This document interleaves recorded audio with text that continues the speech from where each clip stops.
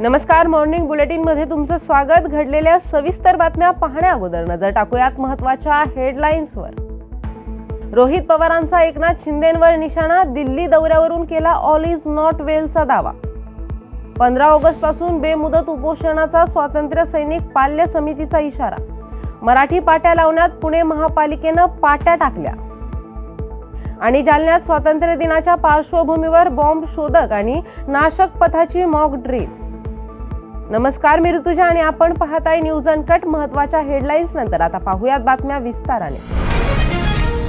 राष्ट्रवादी काँग्रेस शरदचंद्रजी पवार पक्षाचे आमदार रोहित पवार यांनी उपमुख्यमंत्री एकनाथ शिंदे यांच्यावर जोरदार टीका केली आहे। शिंदे यांच्या वारंवार दिल्ली दौऱ्यावरून त्यांनी महायुतीत ऑल इज नॉट वेल असल्याचा दावा केलाय। सुप्रीम कोर्टाकडून घड्याळ आणि धनुष्यबाण चिन्हांबाबत निर्णय होण्याची शक्यता असून यामुळे शिंदे आणि अजित पवार यांच्यावर पक्ष भाजपमध्ये विलीन करण्याचं दडपण असल्याचं पवार म्हणाले। भाजप मुद्दाम होऊन शिंदे आणि अजित पवार यांच्या आमदारांची ताकद कमी करत असल्याचा आरोपही त्यांनी केलाय।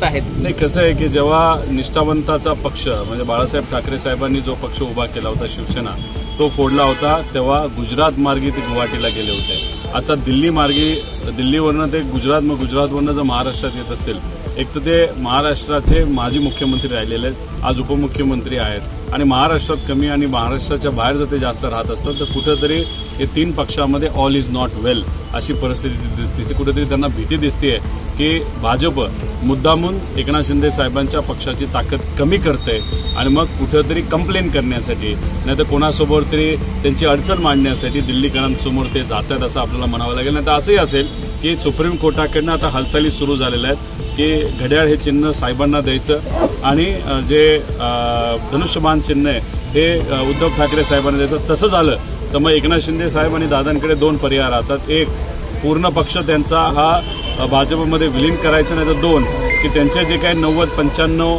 आमदार निवडून आले तिथं परत एकदा निवडणूक लावायची आणि मग भाजप मुद्दामून काय करते तर एकनाथ शिंदे साहेब आणि अजितदादांचे जिथं आमदार आहे तिथं स्वतःचे उमेदवार आता उभं करते। मग पुढच्या 2 महिन्यामध्ये जर रिइलेक्शन झालं त्या 90 जागेवर 95 जागेवर तर मग भाजपचा आकडा हा 132 वरून 144 वर जाईल अशी अपेक्षा भाजपची सुद्धा असावी आणि हे टेन्शन असल्यामुळे एकनाथ शिंदे साहेब कदाचित जास्त वेळ दिल्लीत असतात।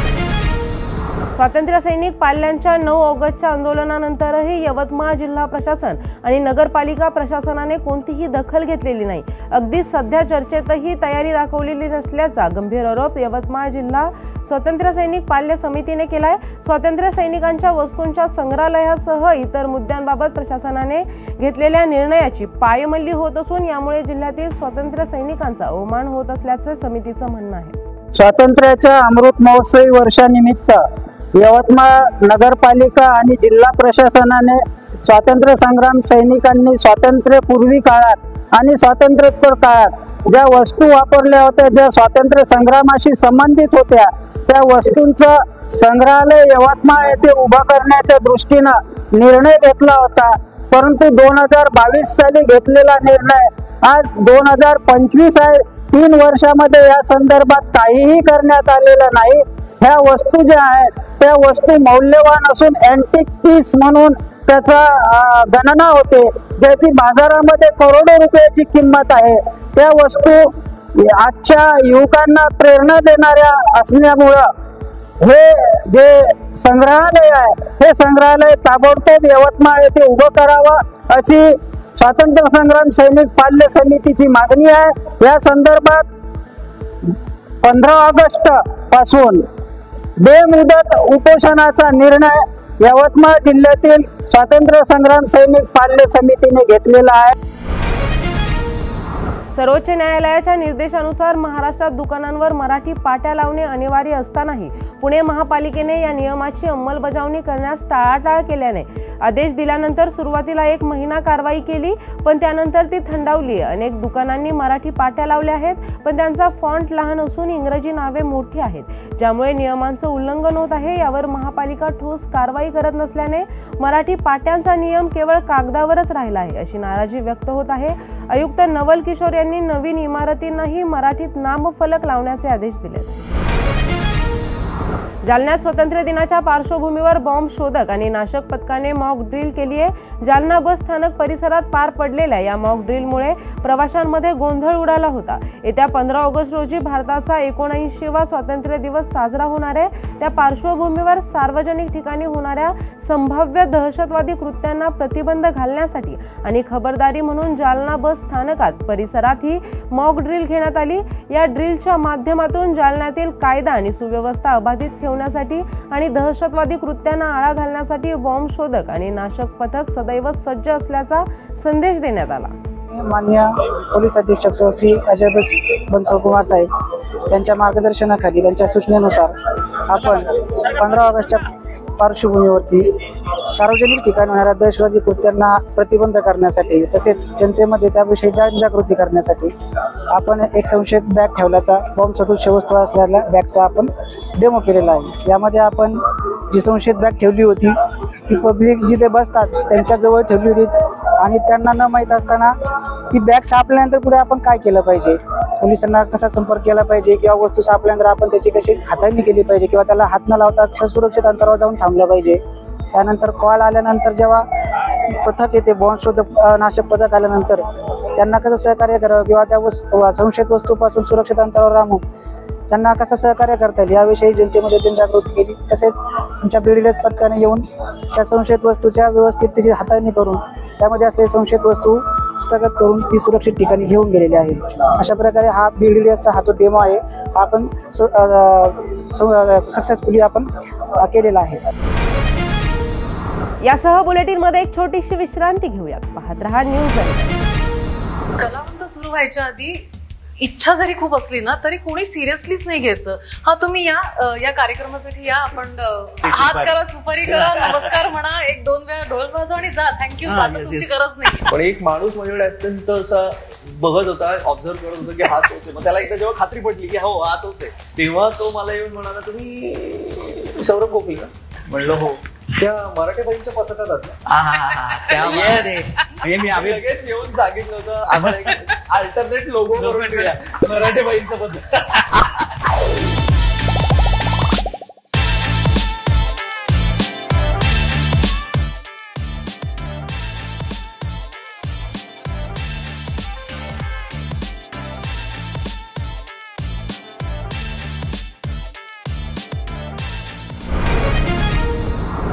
विश्रांतीनंतर स्वागत। पाहूयात उर्वरित काही महत्त्वाच्या घडामोडी। जालना येथील सामाजिक न्याय आणि विशेष सहाय्य विभागाच्या परिसरात वृक्षारोपण करून झाडांचा 9वा वाढदिवस साजरा झाला। 9 वर्षांपूर्वी माजी सहाय्यक आयुक्त बालभीम शिंदे यांच्या पुढाकाराने लावलेल्या झाडांचं जतन व्हावं म्हणून सुरू झालेली ही परंपरा यंदाही कायम राहिली। जिल्हाधिकारी आशिमा मित्तल यांच्या हस्ते वृक्षारोपण झालं। यावेळी पर्यावरण संरक्षणाचा संदेश देण्यात आला। भारत सरकारच्या माहिती आणि प्रसारण मंत्रालयाच्या केंद्रीय संचार ब्युरो, क्षेत्रीय कार्यालय नागपूर आणि गोंदिया जिल्हा प्रशासन, जिल्हा परिषद, जिल्हा माहिती कार्यालय यांच्या संयुक्त विद्यमाने गोंदियात आयोजित मल्टीमीडिया छायाचित्र प्रदर्शनाचे उद्घाटन जिल्हाधिकारी प्रजित नायर, पोलीस अधीक्षक गोरख भामरे आणि उपविभागीय अधिकारी चंद्रभान खंडाईत यांच्या हस्ते झालं। गेल्या 11 वर्षातील केंद्र सरकारच्या कल्याणकारी योजनांवर आधारित या प्रदर्शनाला भेट देण्याचं आवाहन नायर यांनी केलंय। ऑगस्टला येणार आहेत आणि त्याच्या अनुषंगाने वेगवेगळ्या डिपार्टमेंटकडून प्रचार व प्रसिद्धीसाठी वेगवेगळे कार्यक्रम घेण्यात येत आहेत। केंद्रीय संचार ब्युरो तर्फे हा कार्यक्रम आयोजित करण्यात आलेला आहे आणि याच्यामध्ये जिल्हा प्रशासनाचा सुद्धा याच्यामध्ये सहभाग आहे आणि या प्रदर्शनीमध्ये वेगवेगळ्या त्याच्यामध्ये छायाचित्र त्यांनी दर्शवलेलं आहेत आणि याच्यामध्ये लोकांना रिक्वेस्ट असणार आहेत की तुम्ही यावं आणि या 2 दिवसामध्ये जे काही आम्ही ते प्रदर्शन केलेलं आहे त्याचा तुम्ही बघावं आणि आपल्या देशाचा जे इतिहास आहे त्याच्याबद्दल तुमचं जे नॉलेज आहे ते तुम्ही वाढवावं। आणि तसेच हर घर तिरंगाचा कॅम्पेन यावर्षीसुद्धा चालणार आहेत आणि 4 दिवसामध्ये वेगवेगळ्या शाळेमध्ये निबंध स्पर्धा, वक्तृत्व स्पर्धा आणि रांगोळी स्पर्धा आम्ही हा कार्यक्रम घेणार आहेत आणि याच्यामध्ये सुद्धा लोकांना, गोंदियावासियांना एक रिक्वेस्ट असणार आहेत की तुम्हीसुद्धा याच्यामध्ये भाग घ्यावं आणि मुलांमध्ये जे पेट्रियटिझम आहे या भावनेचा म्हणजे त्याच्यामध्ये वाढ करण्यासाठी तुम्हीसुद्धा प्रयत्न करावा। शेतकऱ्यांच्या विविध मागण्यांसाठी भंडारा जिल्ह्यात काढण्यात आलेल्या शेतकरी हक्काच्या मोर्चाला भर पावसातही प्रचंड प्रतिसाद मिळाला। या मोर्चात हजारोंच्या संख्येने शेतकरी, शेतमजूर, महिला, युवक युवती उपस्थित होते। या मोर्चातून शेतमालाला हमीभाव, कर्जमाफी, पिकांच्या नुकसानीची तातडीने भरपाई तसेच शेतकरी विरोधात धोरणांचा निषेध यांसारख्या मागण्या जोरदारपणे मांडण्यात आल्या। पावसाची पर्वा न करता जिल्ह्यातील सर्व घटकातील नागरिकांनी एकतेची ताकद दाखवून दिली। यावेळी पावसाची, विजेची, कशाचीही पर्वा न करता शेतकऱ्यांची अस्मिता जपण्यासाठी आमदार रोहित पवार आणि शशिकांत शिंदेही उपस्थित होते। यासह बुलेटिन मध्ये एक छोटीशी विश्रांती घेऊयात। पाहत रहा न्यूज अँकर। या पावसाळ्यात परफेक्ट मेमरीज क्रिएट करा अंधारबन फार्म्स अँड रिसॉर्ट्सच्या अमेझिंग पॅकेजेससह। Deluxe rooms, comfortable stay, tasty breakfast, high tea snacks आणि डिनर फक्त 1500 पर पर्सन। कपल्ससाठी खास deck rooms, perfect nature view सह रिलॅक्स करा फक्त 3300 मध्ये। ॲडव्हेंचर्स प्रेमींसाठी आहे स्टे आणि अंधारबन ट्रेक फक्त 1700 पर पर्सन। अधिक माहितीसाठी आजच संपर्क करा आणि इन्स्टा पेजला फॉलो करा। विश्रांतीनंतर स्वागत, पाहूयात उर्वरित काही महत्त्वाच्या घडामोडी।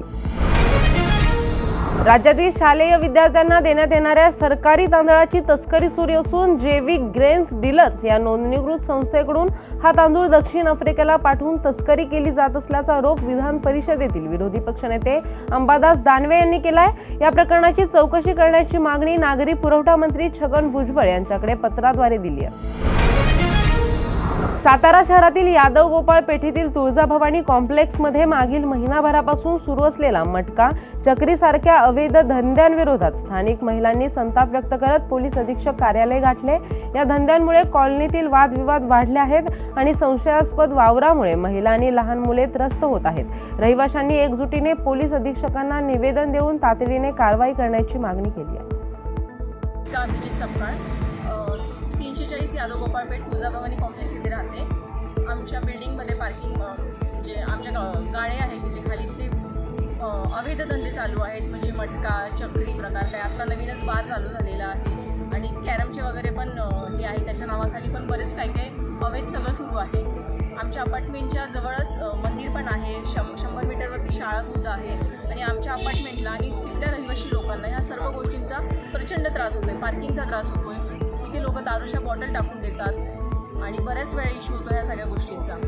आणि आत्ताच आम्ही एसपी सरांकडे ह्याबद्दल निवेदन दिलेलं आहे आणि ह्या सगळ्यांची नोंद एसपीनी पण घ्यावी आणि शाहूपुरी पोलीस स्टेशननी पण घ्यावी आणि त्वरित याच्यावरती ॲक्शन घेण्यात यावी ही आमची नम्र विनंती आहे एसपींना सुद्धा आणि पोलिसांना सुद्धा। जर ह्याच्यावर कोणती ॲक्शन नाही घेतली तर आपलं पुढचं पाऊल काय राहणार? आम्ही आंदोलन करू। आम्ही आता मग आमच्या अपार्टमेंटच्या समोर जे आहे रस्ता, तो रस्ता जाम करू आम्ही।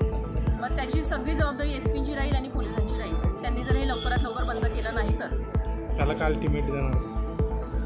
15 दिवसात तरी करावं ही अपेक्षा आहे आमची, लवकरात लवकर व्हावं, कारण लहान मुलांवरती पण त्याचा वाईट परिणाम होणार आहे। पुणे पोलिसांच्या लष्कर पोलीस स्टेशन आणि खंडणी विरोधातील पथकाने संयुक्त कारवाई करत 5 कोटींची खंडणी मागणाऱ्या 4 आरोपींना अटक केली। आरोपींनी स्वतःला गुंड सरगना अरुण गवळीचा पीए असल्याचं भासवून बांधकाम व्यावसायिकाला धमकावलंय। रोहन गवारे, सुदर्शन गायके, महेंद्र शेळके आणि कृष्णा बुधनर अशी अटकेतील आरोपींची नावे आहेत। पोलिसांनी गुन्ह्यात वापरलेली 4 चाकीही जप्त करण्यात आली आहे।